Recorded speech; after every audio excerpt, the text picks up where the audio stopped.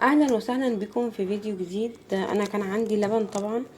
انا قبل ما اغلي اللبن بختبره الاول، بجيب معلقه واحط فيها شويه لبن واغليها على النار. وانا بغليها لقيت اللبن مش حلو، يعني مقطع زي ما انتم شايفين كده. ومعايا هنا انا فكرت فكره حلوه قوي، ان دايما بيبقى عندي طبعا اللبن ما بيقطع، ما استخداماته قليله جدا. ممكن تعملي بيه مثلا قرص، حاجات كده. انا مش عايزه اعمل قرص، فانا عندي جبنه، بجيب الجبنه دي او الجبنه الفيتا.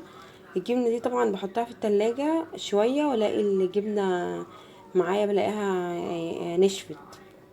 يعني لو ما استخدمتهاش ساعات، يعني بستخدمها باكل منها، وساعات ما باكلش منها. بتقعد مثلا اسبوع ولا حاجه بلاقيها نشفت في التلاجة، عشان بتيجي من فوق كده بتنشف وتبقى طعمها مش حلو، طعمها بيتغير يعني.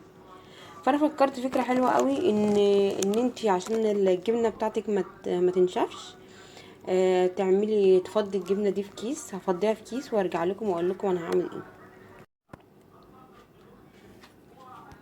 قبل ما افضي الجبنه في كيس معاه أهو زي ما انتم شايفين كده، بجيب اي حاجه عندي، اي دبوس او اي حاجه.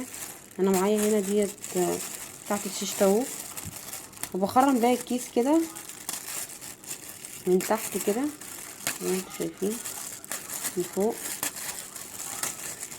بعمل فيها فتحات كده زي ما انتم شايفين كده. بس كده هفضي بقى الجبنه في الكيس. بعمل الفتحات دي علشان ايه؟ اللبن يدخل للجبنه. افضي الجبنه، اجيب العلبه بتاعتي اهي، افضيها هنا في الكيس ده. انا فاتحاها، بحاول ان انا ايه افضيها بحالها كده اهي زي ما انتم شايفين كده. انا فضيتها اهي، بصوا. والجزء بقى اللي فوق ده كده مش مشكله بقى، مش لازم تبقى يعني ايه كيسه طويله قوي. هنقص الحته اللي فوق كده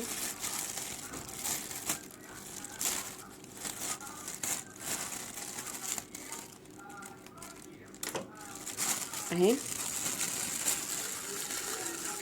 وبنعملها كده زي الجبنه البراميلي كده بالظبط، عشان نحافظ عليها اطول فتره ممكنه اهي. وبنحطها هنا في الايه، في اللبن اللي معانا، اللي قطع معانا.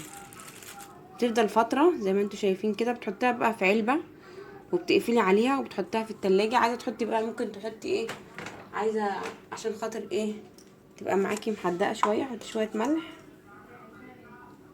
نحط شويه ملح كده. عايزه تحطي برضو قرن فلفل، بيديها طعم برضو زي ما انت عايزه، زي ما انتم شايفين كده. وبكده تفضل معاكي الجبنه، يعني ما تنشفش منك في التلاجة. بس لازم هتغطي عليها، مش هتسيبيها كده. وهتبقى طعمها حلو، وتجيبي منها برضو تبقى جميله زي ما انتم شايفين كده، ولا هتنشف معاكي ولا اي حاجه. عايزه اقول لكم ان الطريقه دي بتخلي الجبنه طعمها جميل جدا، احسن كمان من انك تسيبيها في العلبه. وكمان لو الجبنه معاكي خلصت، بتجيبي علبه جديده وبتحطيها برضو، بتخرمي الكيس بالخله او باي حاجه وبتحطيها زي كده، بتقعد معاكي فتره كبيره في التلاجة وطعمها جميل جدا. جربوها تعجبكم. طريقتها يعني بسيطه، وفي نفس الوقت استغليت اللبن المقطع وعملت منه حاجه مفيده. يا رب تكون الفكرة بتاعتي عجبتكم. وكمان انتوا ممكن تحطوا جبنة قريش. وما تنسوش تعملوا لي لايك وشير واشتراك في القناة عشان يوصلكم كل جديد. مع السلامة.